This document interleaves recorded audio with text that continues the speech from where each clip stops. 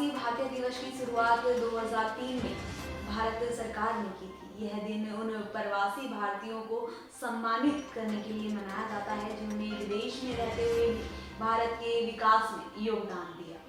9 जनवरी को यह दिन मनाने की एक खास वजह है। 1915 में इसी दिन महात्मा गांधी दक्षिण अफ्रीका से भारत लौटे थे। उनके नेतृत्व में भारतीय स्वतंत्रता संग्राम को नई दिशा मिली और यही वजह है कि इस तारीख को चुना गया। अब सवाल यह उठता है, भारतीय प्रवासी कौन है? जो लोग भारत छोड़कर विश्व के अन्य देशों में जाकर बस गए उन्हें प्रवासी भारतीय कहा जाता है। आज 48 से ज्यादा देशों में करीब 2 करोड़ भारतीय प्रवासी रह रहे हैं।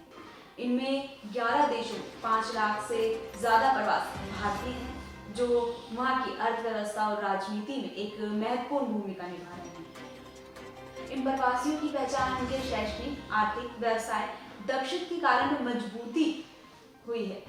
वे अलग अलग भाषाएं बोलते हैं और विभिन्न संस्कृतियों में रहते हैं, लेकिन अपनी भारतीय जड़ों को कभी नहीं भूलते। यही सांस्कृतिक जुड़ाव उन्हें भारत के साथ जोड़ता है। अब बात करते हैं कि भारत सरकार ने प्रवासी भारतीयों के लिए क्या क्या किया। आज ही के दिन प्रधानमंत्री नरेंद्र मोदी ने प्रवासी भारतीय एक्सप्रेस नाम की एक स्पेशल पर्यटक ट्रेन को हरी झंडी दिखाई।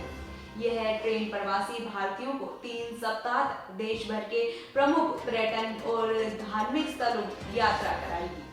इसके अलावा डिजिटल इंडिया और स्टार्टअप इंडिया जैसे पहल ने प्रवासी भारतीयों को भारत से जुड़ने का यह सुनहरा मौका और यहाँ निवेश करने के लिए प्रेरित किया है। ग्लोबल इंडिया नेटवर्क जैसे योजनाओं ने तकनीकी क्षेत्र में काम कर रहे प्रवासियों को भारतीय स्टार्टअप के साथ जुड़ने का काम भी किया है और फिटनेस और स्टार्टअप्स में सहयोग के जरिए प्रवासी भारतीय उद्यमियों को देश में विकास में भागीदार बनाया है। तो दोस्तों, जहां भी भारतीय प्रवासी रहते हैं उनके दिलों में हमेशा भारत बसता है। आज का दिन हमें यह याद दिलाता है कि हम चाहे जहां भी हों अपनी संस्कृति और विरासत से जुड़े रहना कितना महत्वपूर्ण है। इसी भावनाओं के साथ मैं आपसे विदा लेती हूँ। नमस्कार मेरे चा, और तब तक देखते रहिए वृतांत।